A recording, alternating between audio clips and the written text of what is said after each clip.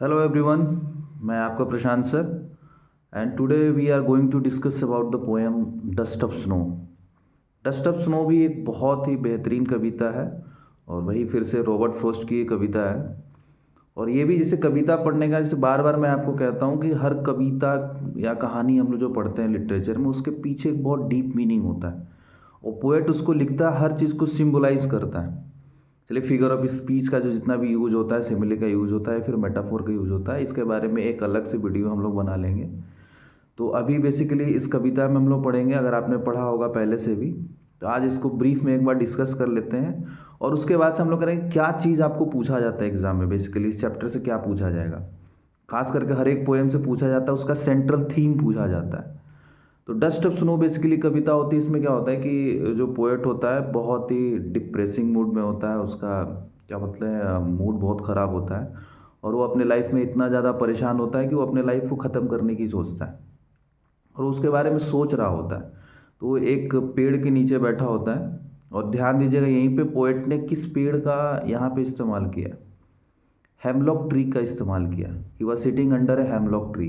Hemlock tree basically क्या होता है, पॉइजनस होता है, जहरीला होता है, वो सिंबलाइज करता है टॉक्सिटी को, वो पॉइजनस को, ये सब चीज़ को सिग्निफाई करता है। लेकिन यहाँ पोएट ने उस चीज़ को दिखाया कि कैसे नेचर की बाकी जो चीज़ें हैं ना, जिसको हम लोग नेगेटिव रूप में लेते हैं, वो भी हमारे जीवन में कुछ अच्छा कर सकता है।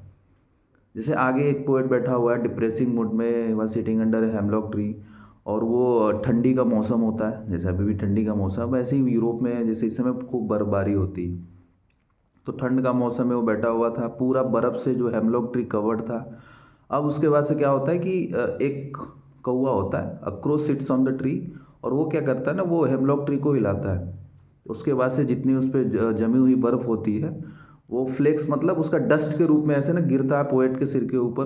तो वो जो ठंडा जो चिलिंग फीलिंग आती है, उससे फिर पोएट का मूड जो होता है ना, इलेट हो जाता है, मतलब उसका मूड चेंज हो जाता है। पोएट अब रिफ्रेश हो जाता है, एक रिवाइविंग चिलनेस जो उसके अंदर आती है, फिर वो सोचता है अपने बारे में और फिर उसका जो ये मरने का ख्याल है वो दूर हो जाता है और उसका मूड फिर सैड से फिर हैप्पी हो जाता है। यही मेन थीम है इसका।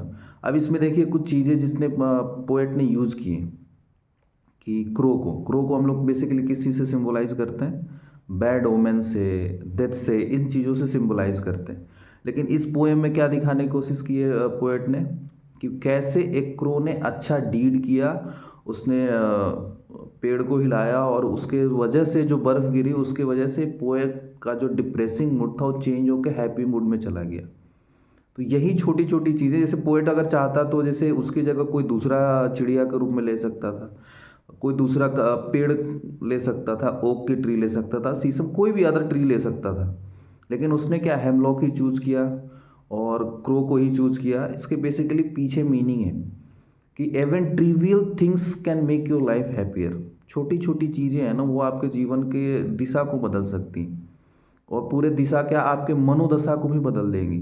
जैसे पहले मनोदशा क्या थी, जब पेड़ के नीचे बैठा था पोएट, बहुत ज़्यादा डिप्रेस था, वो अपनी ज़िंदगी ख़त्म करने की सोच रहा था, इतना ज़्यादा अपने जीवन से परेशान हो गया था।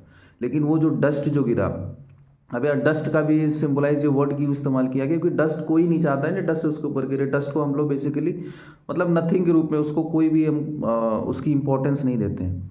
ये सारी चीज़ें हैं ना यूज़ किया पोएट ने, इसका खास मकसद है इसका बस, कि ये सारा नेचर के बारे में बताता है कि नेचर की हर एक छोटी छोटी चीज़ हमें सीख दे सकती है, हमें खुशियाँ दे सकती। बस हमारे अपने जीवन में क्या होता है, पॉजिटिविटी भरनी होती। हर चीज़ को पॉजिटिव एंगल से जब देखेंगे तो सारी नेगेटिविटी दूर हो जाएगी, हमारे जीवन में खुशियाँ आएंगी। और यही चीज़ आपको क्वेश्चंस में भी पूछा जाएगा कि कैसे पोएट का मूड चेंज हो गया, वो क्या चीज़ें थी, क्या क्या सिंबलाइजेशन था। वो सारी चीज़ें आपको क्वेश्चंस में पूछे जाएंगे कि कैसे नेचर का छोटा रैंडम एक्ट आपके जीवन में खुशियाँ ला सकता है। तो यही एक थीम है, एक लाइन में कर लीजिए कि this poem teaches us a lesson that every small act in our life can illuminate our soul and motivates us to do better। आपको जीवन में भी यही करना, सिर्फ पॉजिटिव एंगल में देख के चलना है। आई होप सो आपको ये समरी अच्छी लगी होगी और अब कोशिश करेंगे जितना तेज़ी में करें। टाइम उतना नहीं रहता लेकिन फिर भी टाइम कोशिश करता है, जैसे बीच में संडे आ रहा है, उसमें कोशिश करूँगा कि एक बार में आपके जितने ज़्यादा कवर हो जाए उतना बढ़िया रहेगा। आप लोग करना कुछ नहीं, एक ईयरफोन लगा के बस इत्मीनान से इसको एक बार ध्यान से सुन लेना। उनको पता है बहुत बच्चों को लगेगा कि अरे क्या ही बता रहे हैं, सारा चीज़ है, लेकिन एक बार सिर्फ ये सुन लो, इस समरी को समझ लो, और फिर आगे टाइम कह तो रहा हूँ कि अगर मिलेगा तो एक सिर्फ पॉइंट में आपको बुलेट पॉइंट्स में लिख के दे दूंगा, सिर्फ उसी से आपको बस आंसर्स में लिख लोगे तो अच्छे नंबर्स मिल जाएंगे। सिर्फ सेंटेंस में आपको कन्वर्ट कर देना है, पॉइंट्स में दे दूंगा, सेंटेंस में आप कन्वर्ट कर लेना। तो ठीक है, आप सबका दिन बेहतर हो। थैंक यू ऑल, और जितने भी आपके दोस्त होंगे उनको शेयर कीजिए, बताइए जो भी बोर्ड्स एग्ज़ाम के हैं। Thank you.